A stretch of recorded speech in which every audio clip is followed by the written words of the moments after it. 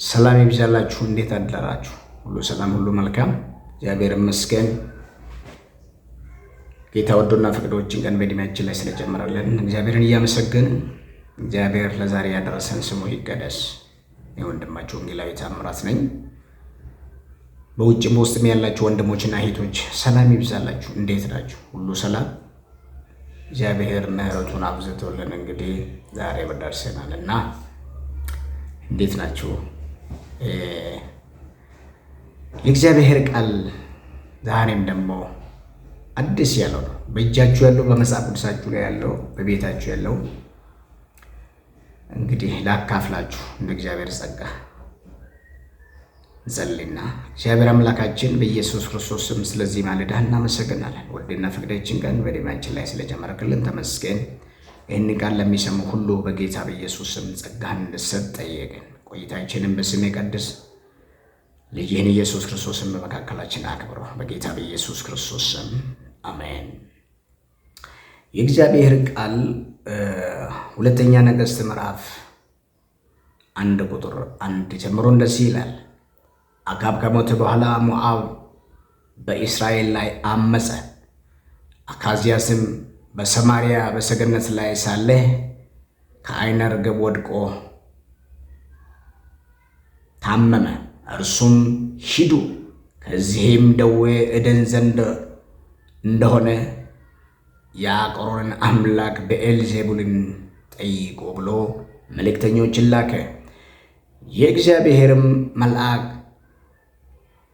ቴስባዩን ኤልያስን ተነሳ፣ የሰማርያ ንጉሥ መልእክተኞች ለመገናኘት ውጣ እና የአቃሮንን አምላክ ብዔልዜቡልን ትጠይቁ ዘንድ የምትሄዱት በእስራኤል ዘንድ አምላክ ስለሌለ ነውን?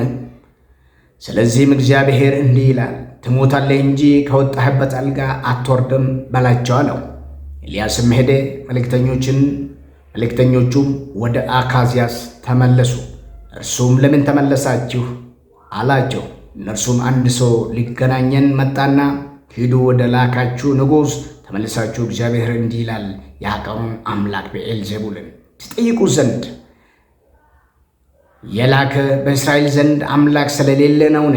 ስለዚህ ትሞታለህ እንጂ ከወጣበት አልጋ አትወርድም በሉት አለን አሉት። እርሱም ሊገናኛቸው የወጣውን ይህንስ ቃል የነገራችሁ ሰው መልኩም ምን ይመስላል አላቸው። እነርሱም ሰውየው ጠጉራም ነው፣ በወገቡም ጠፍር ታጥቆ ነበር አሉት። እርሱም ቴስብያዊው ኤልያስ ነው አለ። ንጉሡም የአምሳ አለቃውን ከ50 ሰዎች ጋር ሰደደ። ወደ እርሱም ወጣ፣ እነሆ በተራራ ራስ ላይ ተቀምጦ ነበር። ማ ኤልያስ። እርሱም የእግዚአብሔር ሰው ሆይ ንጉሥ ውረድ ይልሃል አለው። ኤልያስም መልሶ የ50 አለቃውን እኔስ የእግዚአብሔር ሰው እንደሆኑ እሳት ከሰማይ ትውረድ፣ አንተንም 50ውንም ሰዎች ትብላ አለው። እሳትም ከሰማይ ወርዳ እርሱንና 50ውን ሰዎች በላች። ደግሞም ሌላ የ50 አለቃ ከ50 ሰዎች ጋር ላከበት። እርሱም የእግዚአብሔር ሰው ሆይ ንጉሥ ፈጥነ ውረድ ይልሃል ብሎ ተናገረ። ኤልያስም እኔ የእግዚአብሔር ሰው እንደሆን እሳት ከሰማይ ትውረድ፣ አንተም 50ውን ሰዎች ትብላ አለው። የእግዚአብሔር እሳት ከሰማይ ወርዳ እርሱንና 50ውን ሰዎቹ በላች። ደግሞም ሦስተኛ የ50 አለቃ ከ50 ሰዎች ጋር ሰደደ። ሦስተኛውም የ50 አለቃ ወጥቶ በኤልያስ ፊት በጉልበቱ ተንበረከከና የእግዚአብሔር ሰው ሆይ ነፍሴና የእነዚህን የ50 ባሪያዎች ነፍስ በፊቴ የከበረች ትሁን።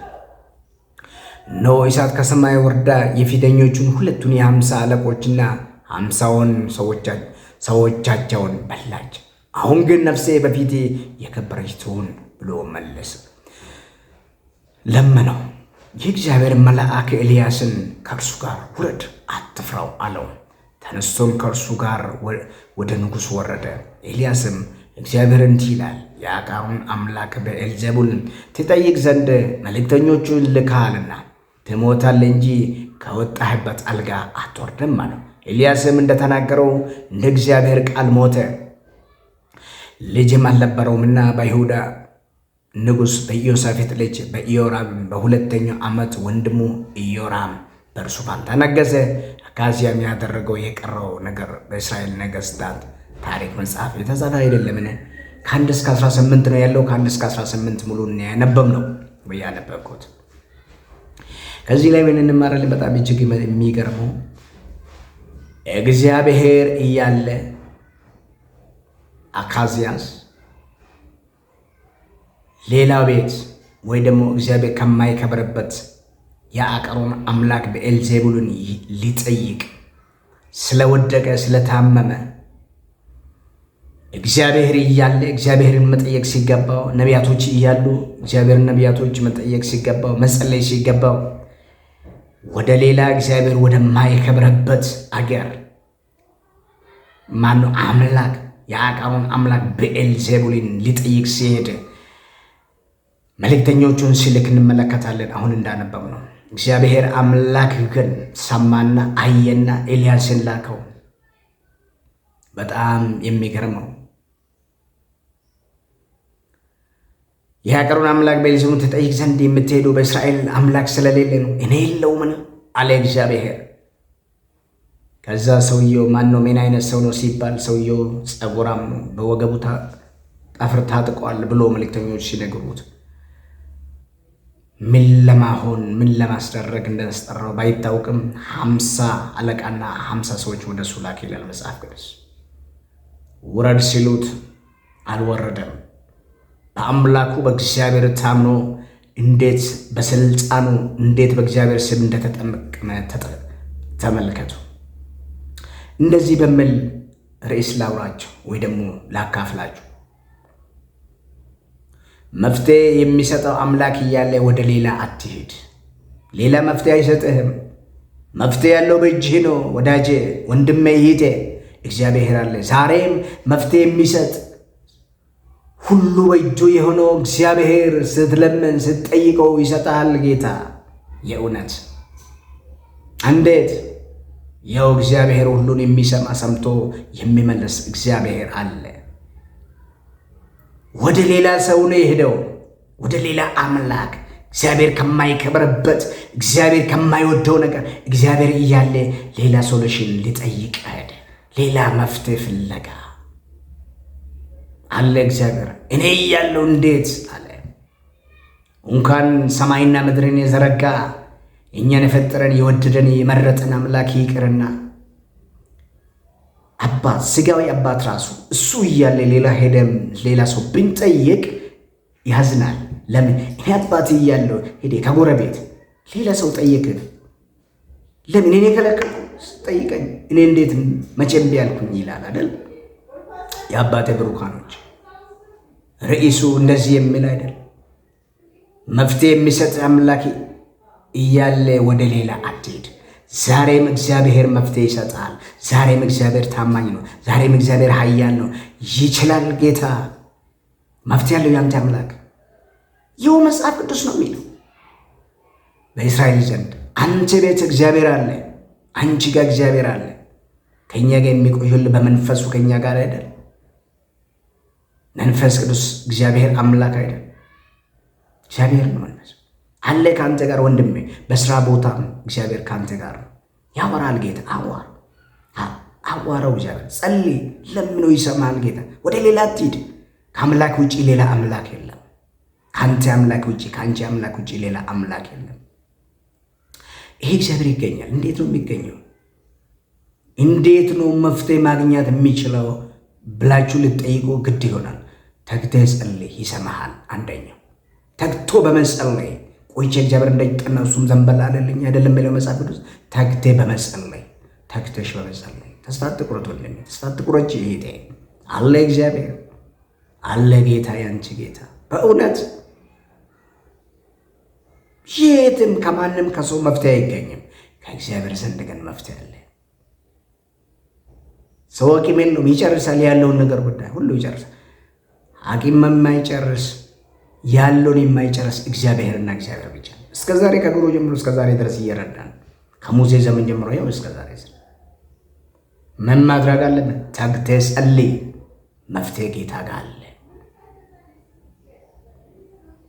ሁለተኛ አምነህ ጸልይ፣ ይሰማሃል። መፍትሄ ያለው እግዚአብሔር።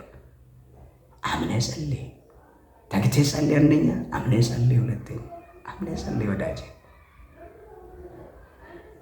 ሶስተኛ እየታዘዝከው ጸልይ። ታዘው ጌታ ይሰማሃል። እግዚአብሔር አለ። ጌታ በእውነት ታዘዘው ጌታ። ስትታዘዘው እሱም ይሰማና ሳትታዘዙ እሱ አይሰማም። እየታዘዝ። አራተኛ ተቀድሰህ ጸልይ፣ ይሰማሃል። በቅድስና በመጸለይ ተቀድሰህ ጸልይ።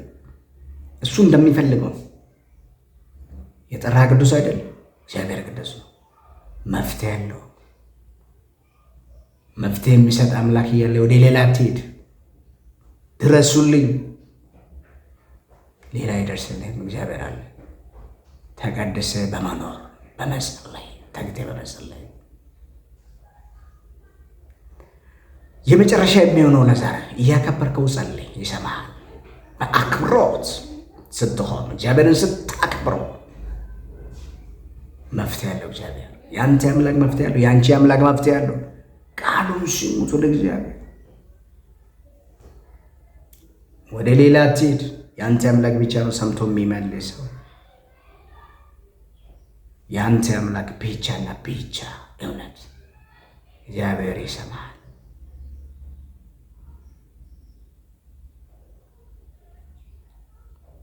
መፍትሄ ፍለጋ ወደ ሌላ አይከድም እግዚአብሔር እያለ ተንበርከክ። ጸሎትን ይሰማል እግዚአብሔር። ጩኸትን ይሰማል እግዚአብሔር። ጸልይ፣ እግዚአብሔር ይሰማል። ጸልይ፣ እግዚአብሔር ይሰማሻል። ይሰማል እግዚአብሔር።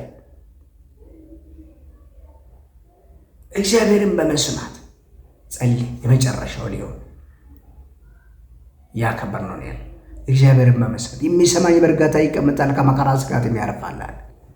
እግዚአብሔርን በመስማት የምትረጋጋው እግዚአብሔርን ስትሰማ ነው። ጌታን መስማት ስንችል ጌታን መስማት፣ ጌታን እየሰማህ ትጸልያለህ፣ ትተጋለህ፣ በፊቱ ትሆናለህ። እግዚአብሔር ይሰማል። የሰማነውን ቃል እግዚአብሔር በልባችን ያቆየልን። እግዚአብሔር በማስተዋል በእሱ ጋር መቆየት እንድንችል ጸልይን እናብቃ። የሰማይ ምድር ጌታ እግዚአብሔር ስለላክልን ቃል ተመስገን። አንተ መፍትሄ ያለ የእውነት እናከብራለን። ቆይታችንን በስም ቀድስ። ይህንን የሰሙት ባሪያዎችን ባርካችሁ በኢየሱስ አሜን። በሌላ ርዕስ እስክንገናኝ እግዚአብሔር ዘመናችሁን ይባርክ። በርቱ። ሁሌ እንደማወራው ሰማይ እንገናኝ። እወዳችኋለሁ። ተባረኩ። ጸልዩልኝ። ተባረኩ።